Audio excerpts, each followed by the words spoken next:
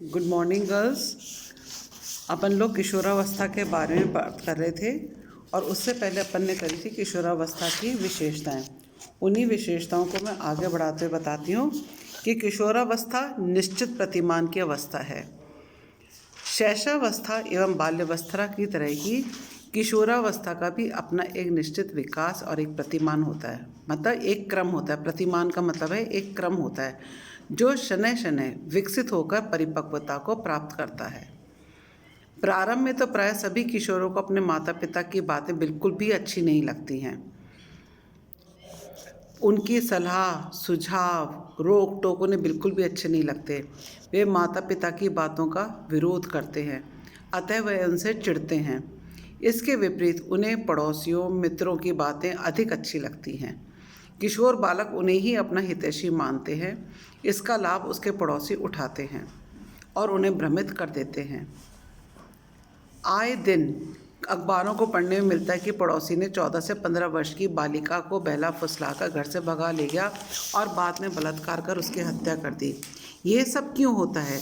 क्योंकि इस अवस्था में तीव्र शारीरिक, मानसिक एवं मनोवैज्ञानिक परिवर्तन का कारण है। जैसे जैसे किशोर किशोरियों की उम्र बढ़ने लगती है, उनकी शारीरिक वृद्धि व विकास अपनी चरम सीमा पर पहुंच जाता है। वैसे वैसे उनमें बुद्धि एवं परिपक्वता आ जाती है। अब वे अपने माता पिता की बातों को महत्व देने लग जाते हैं।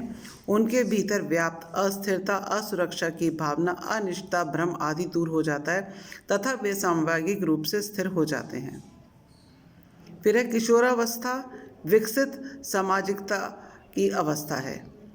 सामाजिकता की अवस्था मतलब समाज संबंधी भावना और यौन संबंधी भावना। किशोरावस्था में सामाजिक दायरा बहुत अधिक विस्तृत हो जाता है। इस कारण किशोरों के मित्रों की संख्या बढ़ जाती है। वे अपने घर वालों, माता पिता से अपने मित्रों को ज़्यादा चाहने लगते हैं, उनके साथ समय व्यतीत करना चाहते हैं। उनकी मित्रता जाति, धर्म, लिंग, सामाजिक आर्थिक स्तर आदि संबंधी भेदभाव से काफ़ी परे होती है। उनकी मित्रता मुख्य रूप से सहानुभूति, सहनशीलता एवं सहयोग पर टिकी होती है। अधिकांश किशोर समलैंगी से मित्रता रखते हैं। इसका प्रमुख कारण है कि भारतीय समाज में लड़कियों पर अधिक नज़र रखी जाती है। उन पर माता पिता एवं समाज के लोगों का प्रतिबंध होता है। लड़कियों को बाहर निकलने, देर शाम तक दोस्तों के साथ रहने, खेलने आदि पर प्रतिबंध लगा दिया जाता है। किशोर के बालक बालिकाएं सामाजिक मूल्यों, नीतियों, प्रथाओं एवं परंपराओं में निष्ठा रखते हैं। वे समाज के आदर्शों के प्रति अपने मूल्यों का निर्धारण करते हैं तथा उसी के अनुरूप व्यवहार करते हैं।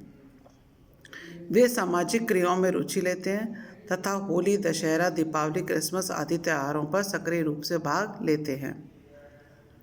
फिर है किशोरावस्था तूफान एवं परेशानी की अवस्था है।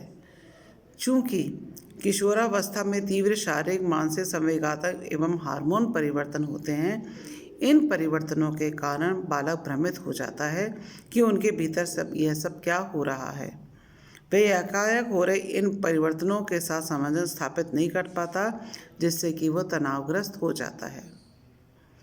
किशोरावस्था में अधिकांश किशोरों को अपने माता पिता एवं संरक्षकों से अनबन रहती है। उन्हें अपने ही माता पिता और परिवार के सदस्य दुश्मन नज़र आते हैं। माता पिता का डांटना फटकारना भी उन्हें बुरा लगता है। इन्हीं कारणों से वे माता पिता के साथ अधिक समय ना बिताकर दोस्तों के साथ समय बिताना चाहते हैं। जबकि उनकी ये इच्छा पूरी नहीं हो पाती है तो वे तनावग्रस्त एवं परेशान हो जाते हैं।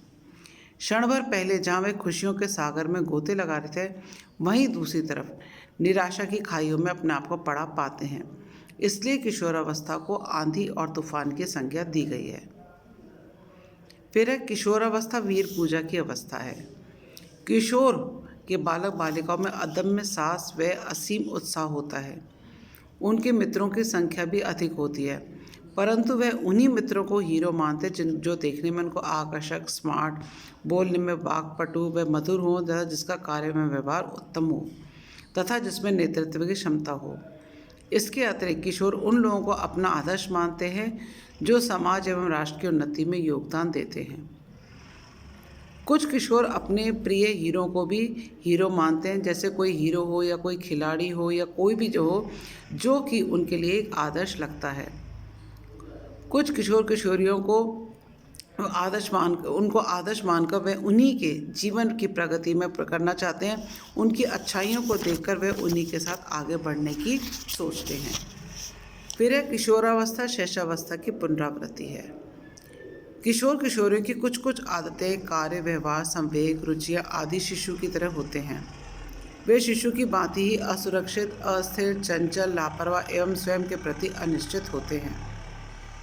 वे संवेगात्मक रूप से भी काफ़ी भावुक होते हैं, अतः उन्हें रोते हंसते ज़रा सी भी देर नहीं लगती है। ज़रा सी बात पर नाराज़ हो जाते हैं।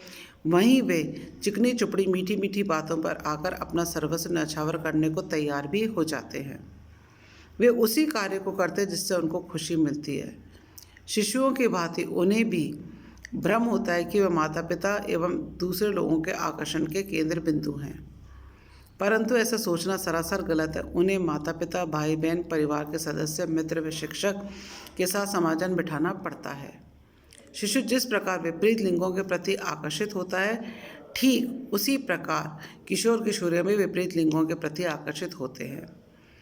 किशोर अपनी प्रेमिका में अपनी माता का प्यार व स्नेह ढूंढता है, तो किशोरियाँ अपने प्रेमी में पिता का स्नेह।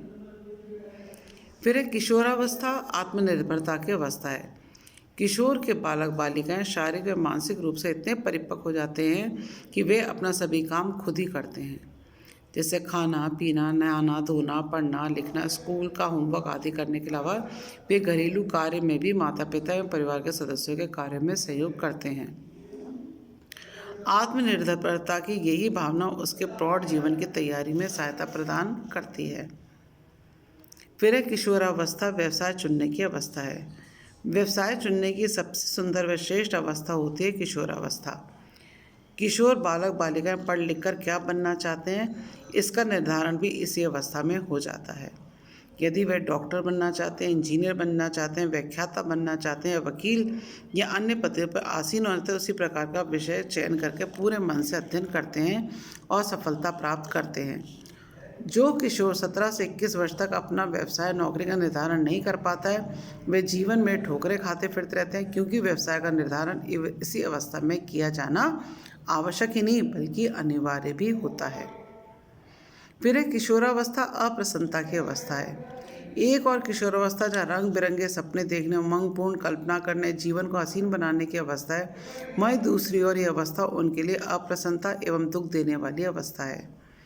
इस अवस्था में किशोर अनेक प्रकार की समस्याओं एवं अवसादों से घिरा रहता है। इतना ही नहीं, वह स्वयं में हो रहे विभिन्न प्रकार के शारीरिक एवं हार्मोन परिवर्तनों के कारण परेशान रहता है। भला ऐसी दशा में ऐसा कौन किशोर होगा जो सुख एवं प्रसन्न रह सकता है? कदापि भी नहीं। समस्याएं तो उलझने पैदा करती हैं। इस संदर्भ में लिखा गया है कि यद्यपि किशोरों के जीवन में खुशियां एवं हर्ष होते ही हैं, मगर उनके साथ साथ कुंठाएं भी होती हैं, निराशाएं भी होती हैं, दिल तोड़ने वाली स्थितियां आज भी संस्कृति में दिखाई देती हैं। फिर है मान सम्मान में प्रतिष्ठा का अभाव। किशोर के अप्रसन्न होने का प्रमुख कारण ये भी है कि उन्हें प्रौढ़ व्यक्ति की तरह परिवार और समाज में मान सम्मान, इज्जत, प्रतिष्ठा नहीं मिलती, जबकि शारीरिक डील डॉल की दृष्टि से वह एक वैसे की तरह दिखता है। इतना ही नहीं, उसे बालक भी नहीं समझा जाता है। यदि उसे बालक समझा जाता तो वह बालक की तरह उछल कूद खेल कर जीवन का आनंद उठा सकता है। अतः वह बालक एवं प्रौढ़ के बीच अधर झूल में झूलता नजर आता है। इस कारण वह दुखी रहता है। फिर है सामाजिक दबाव। किशोर किशोरियों को सामाजिक दबाव भी झेलना पड़ता है। परिवार के सदस्यों, माता पिता, दादा दादी और अन्य बुजुर्ग उन्हें नसीहत देते हैं कि ऐसा करो, ऐसा नहीं करो, यहाँ खेलो, यहाँ मत खेलो। ऐसी नसीहत से काफ़ी परेशान हो जाते हैं। किशोरों को अक्सर अपनी ही माता पिता से डांट फटकार मिलती है, इसकी आलोचना की जाती है तथा नैतिक मूल्यों व सामाजिक नियमों के अवहेलना करने पर शारीरिक दंड भी दिया जाता है। उन्हें मारा पीटा भी जाता है। विद्यालय में भी कुछ ऐसा ही व्यवहार शिक्षकों के द्वारा किया जाता है। आस पड़ोस के लोग भी किशोर पर नज़र रखते तथा उसके व्यवहारों को नोट करते रहते हैं। ये सभी स्थितियां किशोरों के लिए दुखदायी हो जाती है, अतः इन सब कारणों से किशोर परेशान व उदास हो जाता है। फिर है समाजन संबंधी समस्याएं।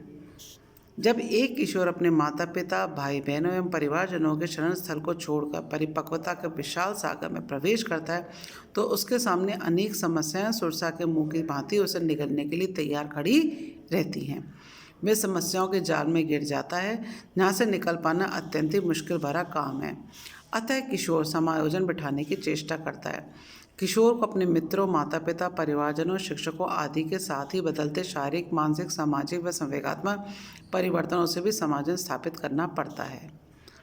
बाल्यावस्था में बालक को अपने माता पिता, भाई बहनों एवं परिवारजनों से पूरा सहयोग, सहायता मिलता है, उन्हें संरक्षण मिलता है, फलतः उसे ज़रा सी भी परेशानी नहीं होती है। उनकी परेशानी माता पिता की परेशानी नजर आती है, परंतु किशोरावस्था में यही स्थितियां विपरीत हो जाती हैं। अब किशोरों को समस्याओं से अकेले ही जूझने के लिए छोड़ दिया जाता है, फलतः किशोर दुखी हो जाता है। लास्ट पॉइंट, आदर्शवाद। प्रत्येक किशोर के अपने अपने कुछ आदर्श होते हैं। यह आदर्श स्वयं के प्रति, माता पिता के प्रति, दोस्तों के प्रति और शिक्षक के प्रति भी होते हैं। जब किशोर इन आदर्शों को पूरा नहीं कर पाता, देख पाता है, तो वह अप्रसन्न और दुखी हो जाता है। तो ये थी किशोरावस्था की विशेषताएं जो कि आज हमने पढ़ी हैं।